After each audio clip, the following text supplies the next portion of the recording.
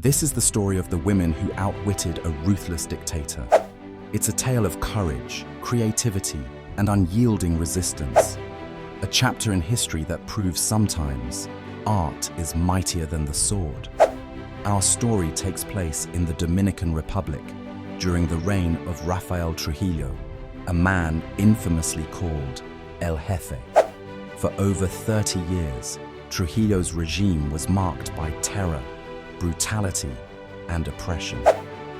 Any whispers of dissent were swiftly silenced. But what happens when silence isn't an option? Conflict gives rise to creativity, and in this case, a secret art movement became the catalyst for revolution. Meet the brave sisters, Patria, Minerva, and Maria Teresa Mirabal.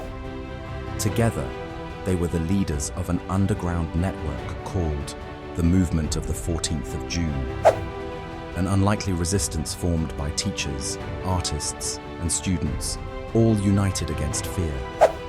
Their mission was not to fight violence with violence, but rather to inspire a collective awakening among their fellow citizens. But they knew they couldn't openly challenge Trujillo. Surveillance was everywhere, and betrayal carried deadly consequences. So, how do you fight a dictator without raising suspicion? Here's the twist. They used art to outfox the regime. Underground print shops started producing satirical caricatures of Trujillo, cleverly distributed as graffiti or slipped into newspapers. Songs mocking his regime became whispers of rebellion passed from house to house. But it didn't end there.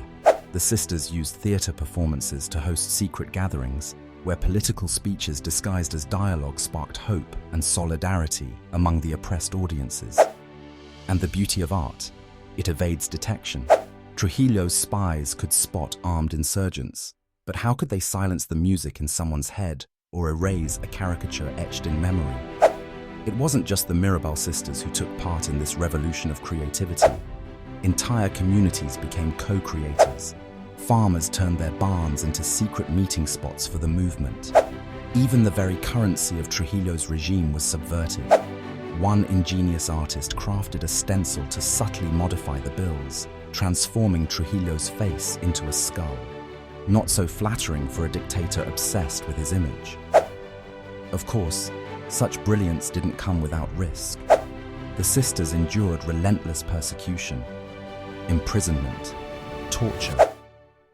But their greatest sacrifice was their lives. On November 25, 1960, the Mirabal sisters were ambushed by Trujillo's henchmen and brutally murdered.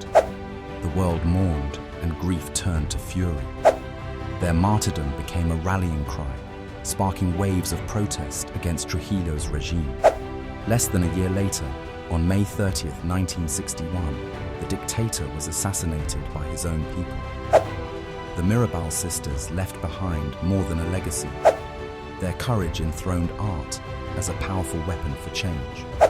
Today, they're remembered as symbols of resistance, and the anniversary of their deaths, November 25th, is recognized internationally as the day for the elimination of violence against women. Their story is immortalized in books, films, and even murals across the world. Here's why it matters. Their battle wasn't fought with traditional weapons, but with ideas, creativity, and an unbreakable will to resist oppression. And isn't that a message worth remembering today? They took art, an ordinary, everyday tool, and transformed it into a beacon of hope, a roadmap for revolution, and ultimately, an unyielding force against tyranny. So, let's carry their message forward. Art is not just decoration on the walls of society. It is the language of the soul, a mirror to injustice, and yes, even the seed of revolutions. The Mirabal sisters taught us this lesson and paid the ultimate price for it. It's thanks to them that we remember. When faced with oppression, humanity will always find a way to create its freedom.